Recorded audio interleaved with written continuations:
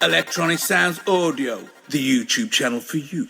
Hey, what's happening, guys? It's Dean from Electronisounds. Stick around. Today, we're going to be checking out the Mazzatron SLIDE module. It's a mono crossfader module, and I'm going to show you a lot of ways that you can use it creatively in your setup. Come on, let's have some fun. We're going to start off today with a really simple example. I've created a basic techno groove, and I've used two different oscillators to create a bass line that goes over this groove. I've run both of those bass lines into the Mazzatron SLIDE, and we're using a slow LFO to just scroll between these two different sound sources. Listen to how the bass line morphs between two distinct, separate sounds during this groove. Check this out.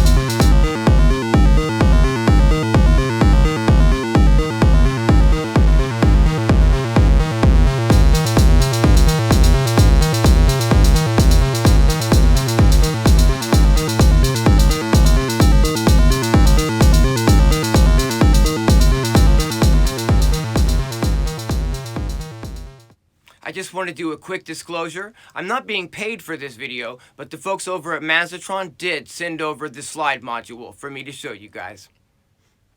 In this example, I'm using the SLIDE module to create kind of like a fake tremolo or vibrato effect. I'm taking the output of the Dreadbox Hysteria module and the output of the Mutable Instruments Platts module, and we're running those into the Mazzatron SLIDE. I'm using a medium speed sine wave LFO to just scroll between those two different sound sources. And when I play this sound melodically, it sort of sounds like a vibrato effect that's happening, but what really is happening is we're just using a sine wave to scroll between these two different sound sources. Check this out.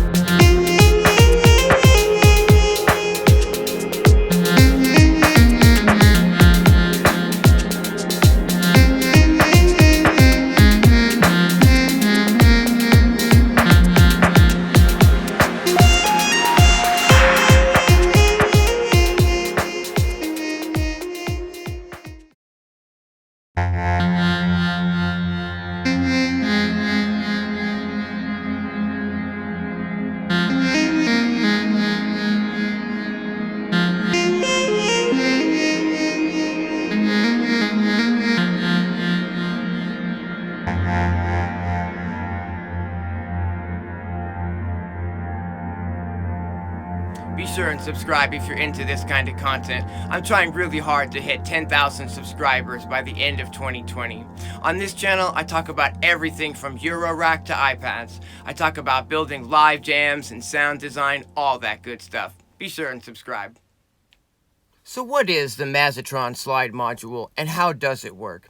Well, it's a mono crossfader where we can plug in two different mono audio sources. We can plug one on the left and one on the right, and then we can literally crossfade between those two audio sources. We have a LED representation of which side of our crossfader is getting more audio. You can see we kind of have a fade out here as we go towards one side rather than the other. Above this, we have a mute input where we can run a trigger input here and mute the signal. So if you're running a constant stream of audio through here, you can get some sort of gated effects.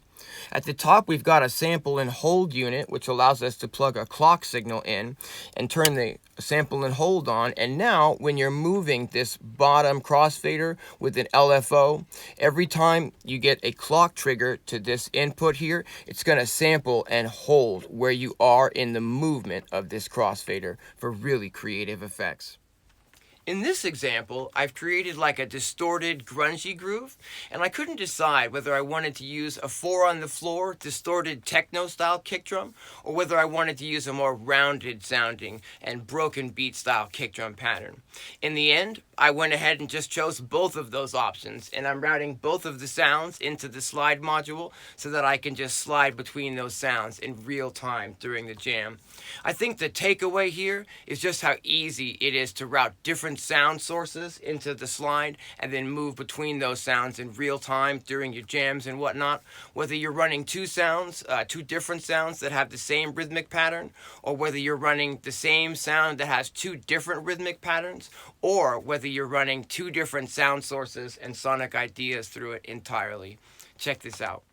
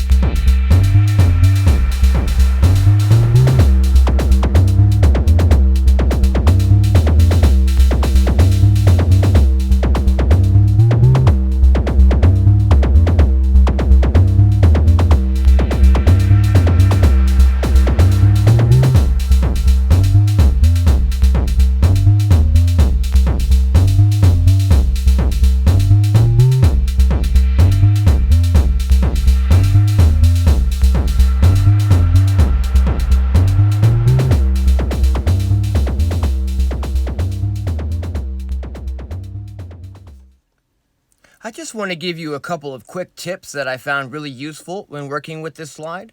The first one is that for the CV input on the crossfader itself, I found it most useful to send a clock signal or a very slow like triangle or sine wave LFO into the CV input of the crossfader. The other thing is that this module is capable of some really awesome results. So if you're getting anything less than awesome results, the very first thing that I might suggest to check is to make sure that you're sending your audio input signals in at about the same volume. If you've got one side that's a lot hotter of a signal than the other side, you're bound to get less than awesome results. So make sure that your volumes are pretty even that are coming in. In this next example, we're getting creative with rhythm. I've run a pink noise percussion groove into the left channel on the slide, and I've run an analog hi-hat groove into the right channel on the slide. I've taken our main clock source, and I've run that into a clock divider, and I'm dividing that clock by 8. I'm sending that divided clock signal into a sample and hold module, and I'm taking an output from the sample and hold module, and I've assigned that to the crossfader on the slide. So we're getting some random rhythmic variations being triggered by the sample and hold module moving the crossfader on the slide. This creates the top loop and the percussion of this groove to constantly evolve and move as that slider, gets the signal from the sample and hold and changes its virtual position on the module as the groove is playing. So the top end, the percussion, and the hi-hats are constantly evolving over the top of this groove. Check this out.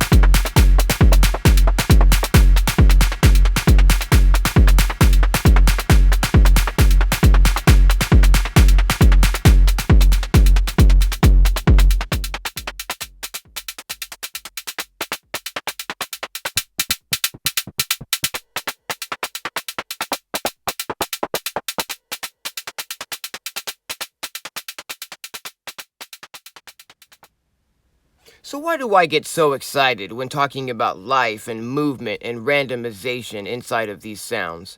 Here's a wave file so we can visually look at what we just took a listen to, and if we zoom in to where I've muted the drums, we'll see that the hi-hats and the percussion are just evolving and moving, and what we're doing is we're not creating a static, steady, repeating pattern. What we're doing is we're using these tools to create evolving and slowly ever-changing percussion lines. Here we are zooming in at the end of the file where I've muted the main kick drum and whatnot, and we can just follow along with the line here, and we can see how there's curves and how the sound is constantly evolving and changing level. We're not creating a static pattern that just loops over and over, but what we're creating is we're using these tools to create evolution in the sound. I absolutely love this. After our last example of running some drum and percussion sounds through the slide, I thought next up we'll go ahead and try to do some melodics. And what I've got is I've got two different melodic sounds, and you can see from the lights that are lighting up on the slide, we're sort of bouncing back and forth between the two audio sources to create a really neat rhythmic and melodic sound. Check this out.